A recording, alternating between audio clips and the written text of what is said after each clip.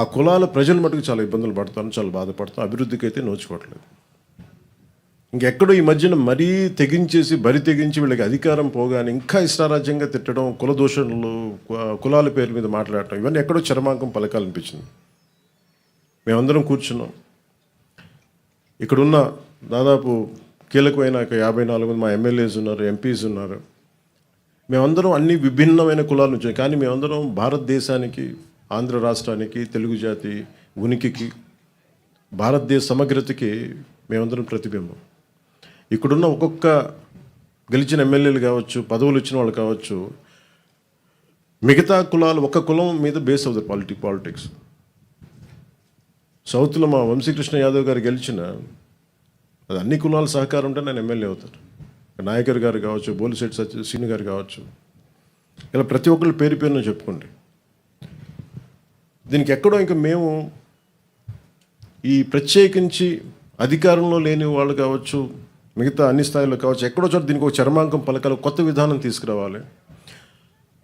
ఆంధ్రప్రదేశ్, తెలంగాణలో దాదాపు 13 లక్షల మంది పట్టుబద్దులై నిరుద్యోగులుగా మిగిలిపోతున్నారు. ఇలాంటి విషయాల మీద పట్టించుకోకుండా, ఇలాంటి విషయాలను పట్టించుకోకుండా, అభివృద్ధికి ఏం చేయాలని ఆలోచన చేయకుండా, ఈ కుల దూషణలు, ఇలాంటి విద్వేషాలు, వీటన్నిటికీ ఎక్కడ చరమాంకం పలకాలి. మా పార్టీ తరపు నుంచి, జనసేన పార్టీ తరపు నుంచి మేము ఆ ఇనిషియేటివ్ మేము తీసుకోవాలి. మేమందరం సమిష్టిగా నిర్ణయం తీసుకున్నాం.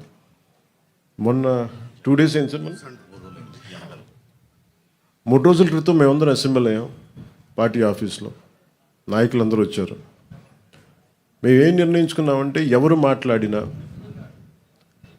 సేనాగళం అన్న ఈ కమిటీ, ఏ కులం మాట్లాడినా, ఎవరు మాట్లాడినా అందరూ సమిష్టిగా మాట్లాడతారు, దాని మీద స్పందిస్తారు. ఒక్కొక్క కులాన్ని దూషించడం మొదలు పెడితే ఐసోలేట్ చేసి, ఇండివిజువలైజ్ చేసి, డివైడ్ అండ్ రూల్ లాగా మాట్లాడుతూ ఉన్నారు. దీనివల్ల ఏం జరుగుతుందంటే, కింద ప్రజలు ఒక అయోమయానికి గురయ్యి, కన్ఫ్యూజన్ గురయ్యి, అభివృద్ధి వీటి గురించి ఆలోచించడం మానేసి ఎమోషనల్ గేమ్లోకి వెళ్ళిపోతున్నారు, వీళ్ళ ట్రాప్లోకి.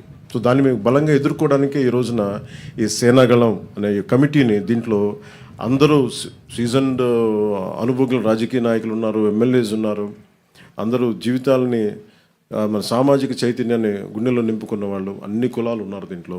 అందుకని మేము ఇంకా దీనికి చరమాంకం పలకాలి. దీనికి ఏ ఒక్క కులం మాట్లాడితే, ఒక కులం నాయకుడు మాట్లాడితే మళ్ళీ అదే మిగతా పార్టీ నుంచి అదే కులం నాయకుల చేత మాట్లాడిస్తారు.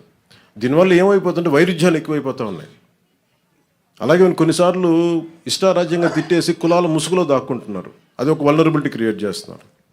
ఈరోజు పొట్టి శ్రీరాములు గారి స్ఫూర్తికి, ఆయన ఆంధ్రజాతి ఐక్యతకి, భారతదేశం సమిష్టిగా ఉండాలి, దీని సమగ్రత భంగం కలగకూడదు, దానివల్ల భాషా ప్రయుక్త రాష్ట్రాలు ఏర్పడాలి, వీటన్నిటి నేపథ్యంలో ఆయన బలిదానం జరిగింది. కాబట్టి వారి స్ఫూర్తిగా తీసుకుని ఈ రోజున సేనాగళం అని మా హై పవర్డ్ ఈ కమిటీ, ఇంకా ఎవరు భవిష్యత్తులో ఎవరు కులం గురించి మాట్లాడినా సమిష్టిగా మా నాయకులందరూ దీన్ని, మా పార్టీ స్టాండ్ కానీ వాళ్ళు ఎదుర్కొంటారు. మా అందరికీ తెలియజేస్తున్నాను. Thank you sir. జై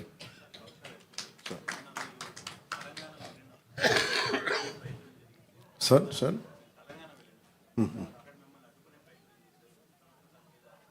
యా,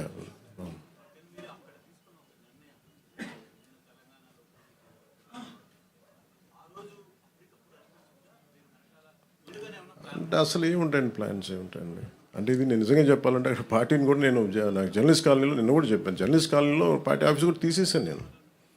కాకపోతే మా జన సైనికులు పోలేదు, మా నాయకులు వదలలేదు నన్ను. వాళ్ళు ఏదో ఒకటి చెప్పండి అంటే, సార్ వాళ్ళకు చాలా నుంచి అడుగుతూ ఉన్నారు. నేను చెప్పాను, నాకు మీరు చేసుకుంటే వెళ్ళమని చెప్పాను. అది ఆర్గానిక్గా ఎదుగుండేదేమో. నేను అసలు ఎలాగైతే పోటీ చేస్తాను ఈరోజు, మీరు చెప్పండి, కొత్తగా నేనేం పోటీ చేయకపోవడాలు ఏం లేదు, మా వాళ్ళు చేస్తూనే ఉన్నారు. అంత అసర్టివ్గా స్టేట్మెంట్ ఇవ్వాల్సి వచ్చింది.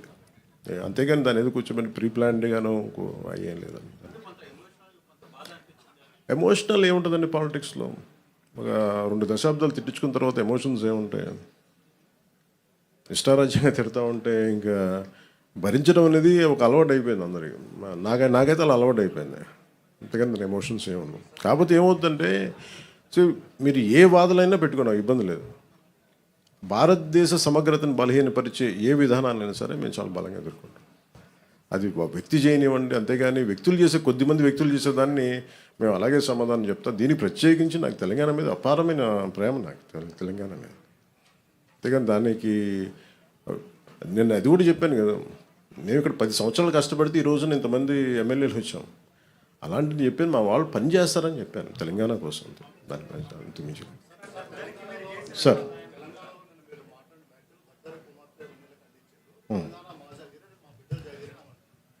ఏదండి అది ఎవరికి మాట్లాడాను? అది తెలంగాణ ప్రజలను ఉద్దేశించి కాదు కదా. తెలంగాణ 100% భూమిపుత్రులు జాగిరే కదా, దాన్ని ఎవడు కాదన్నారు. నేను అది కాదన్నా, నన్ను అడుగు పెట్టనివ్వనన్నారు. తెలంగాణ భారతదేశంలో అంతర్భాగం కదా. నువ్వు రాకూడదు, ఇక్కడ హాస్పిటల్ ఆపరేషన్ చేయించుకుంటూ ఒక్కళ్ళు మాట్లాడచ్చు, 10 మంది మాట్లాడచ్చు. కానీ గద్దర్ గారు ఎప్పుడు ఇలా మాట్లాడలేదు. మా అజయ్ కుమార్ గద్దర్ గారి శిష్యులే కదా. ఆయన ఉస్మానియాలో చదువుకున్న వ్యక్తే కదా, రాడికల్ మూమెంట్స్లో తిరిగిన వ్యక్తే కదా ఆయన. ఇది మేబీ వాళ్ళు ఏదైనా చూడకుండా ఏదైనా పొరపాటు అని ఉన్నారు, నాకు వాళ్ళు బాగా తెలుసు కదా, వాళ్ళ కుటుంబం కూడా. అది సరిగ్గా అర్థం చేసుకోలేకుండా మాట్లాడుతుండొచ్చు, అంతకుమించి ఇంకేమన్నా. వాళ్ళంటే నాకు అందరికీ చాలా ఇష్టం. నాకు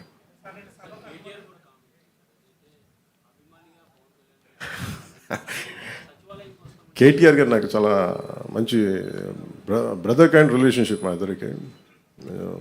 అనేక సందర్భాల్లో కలిసాం. మా ఇద్దరికి చాలా పరస్పర ఇష్టాలు ఉన్నాయి. పాలసీల్లో ఒక మాట అటు ఉంటుంది ఇటు ఉంటుంది, కానీ ఆయన ఏమన్నారు నేను చూడలేదు. నాకు తెలిసి ఆయన తప్పుగా ఏం మాట్లాడుకుంటున్నా తెలుసు, అదే అనుకుంటా.